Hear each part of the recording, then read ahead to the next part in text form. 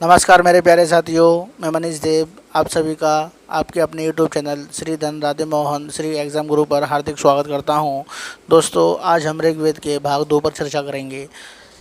दोस्तों, ऋग्वेद में भाग 2 की हम आगे बात करते हैं तो हम पाते हैं कि स्त्रियों को विवाह संबंधी पूर्ण आज़ादी थी। इस ऋग्वेद में स्त्रियों को विवाह संबंधी पूर्ण आज़ादी हुआ करती थी। अब बात करते हैं, स्त्रियों को शिक्षा पाने तथा राजनीतिक संस्थाओं में हिस्सा लेने का भी अधिकार था। स्त्रियां शिक्षा भी प्राप्त कर सकती थीं और राजनीति संस्थाओं में भी उनका हिस्सा हुआ करता था। अब बात करते हैं अमाजू का क्या तात्पर्य है, अमाजू से आप क्या समझते हैं। तो दोस्तों, बहुत इम्पोर्टेंट टॉपिक है अमाजू। तो बता दें आपको, ऐसी महिलाएं जो दीर्घकाल कह सकते हैं लंबे समय तक या फिर आजीवन पूरे जीवन बिना शादी के रहती थीं, उन्हें अमाजू कहा करते थे। ऋग्वेद की हम बात कर रहे हैं तो ऋग्वेद में अमाजू उन महिलाओं को कहा जाता था जो आजीवन या बहुत लंबे समय तक बिना शादी के रहा करती थीं। अब बात करते हैं कि बाल विवाह पर क्या स्थिति थी। तो बता दें आपको दोस्तों, ऋग्वेद में बाल विवाह पर पूर्णतः रोक थी।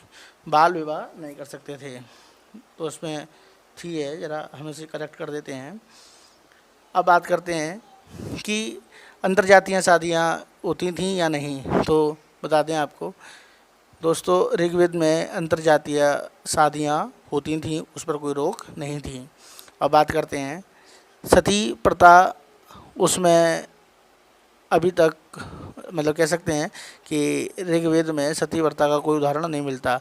तो इसका मतलब ये हुआ कि ऋग्वेद में सती प्रथा नहीं थी। अब बात करते हैं स्त्रियों को राजनीति में कैसे अधिकार थे। तो बता दें आपको, स्त्रियां राजनीति में आ सकती थीं, राजनीति करने का अधिकार था, पर संपत्ति संबंधी अधिकार नहीं थे। कोई ज़मीन जायदाद अपने नाम नहीं कर सकती थीं। अब दोस्तों बात करते हैं कि ऋग्वेद में लोग किस तरीके का भोजन किया करते थे। तो बता दें आपको, भोजन में लोग मांसाहारी और शाकाहारी दोनों ही प्रकार का भोजन किया करते थे। अब दोस्तों बात करते हैं कि जो शुरुआती सामाजिक वर्गीकरण हुआ उसका क्या आधार था। तो आपको बता दें, आर्यों को शुरुआती जो सामाजिक वर्गीकरण हुआ वो वर्ण और क्रम के आधार पर हुआ था।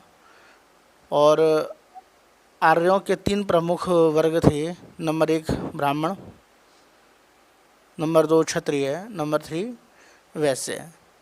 और इम्पोर्टेंट बात यह है कि ये जो वर्गीकरण है वो जन्मजात या जातिगत नहीं था, बल्कि कर्म के आधार पर था। तो हम कह सकते हैं, ये क्वेश्चन बहुत इंपॉर्टेंट बनता है यहाँ से, कि आर्यों के शुरुआती कौन से वर्ग थे तो और वो किसके आधार पर थे। तो शुरुआती सामाजिक वर्गीकरण जो हुआ था वर्ण के आधार पर हुआ था और इसके 3 वर्ग थे। नंबर 1 ब्राह्मण, नंबर 2 क्षत्रिय, नंबर 3 वैश्य। और जो इसका आधार था वो जन्मजात या जातिगत नहीं था, बल्कि कर्म के आधार पर हुआ था।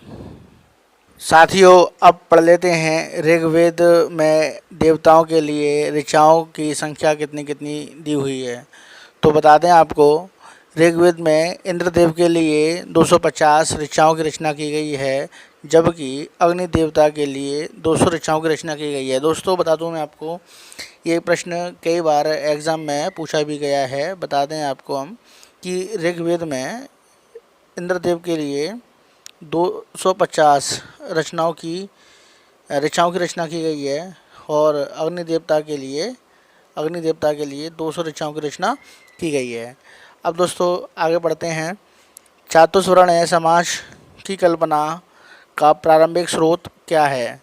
तो मैं आपको बता दूं दोस्तों, सबसे पहले बात करते हैं कि चातुर्वर्ण समाज क्या होता है। तो चातुर्वर्ण समाज की हम बात करते हैं तो बता दें आपको, ऐसा समाज जिसमें 4 वर्ण, नंबर 1 ब्राह्मण, नंबर 2 क्षत्रिय, नंबर 3 वैश्य, नंबर 4 शूद्र। जैसे कि नाम से मालूम पड़ रहा है चातुर्वर्ण जिसमें 4 समाज हों, ऐसे समाज की कल्पना 10वें मंडल में प्रसुप्त के रूप में की गई है।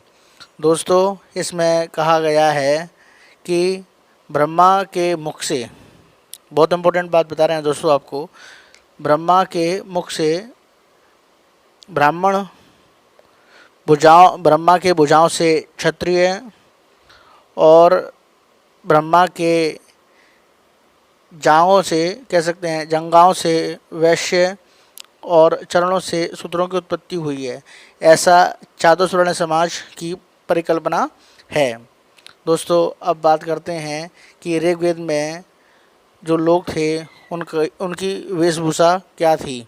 तो आपको बता दें कि ऋग्वेद में जो लोग थे उनकी वेशभूषा के रूप में लोग सूती, ऊनी और रंगीन कपड़ों का इस्तेमाल ज़्यादा करते थे।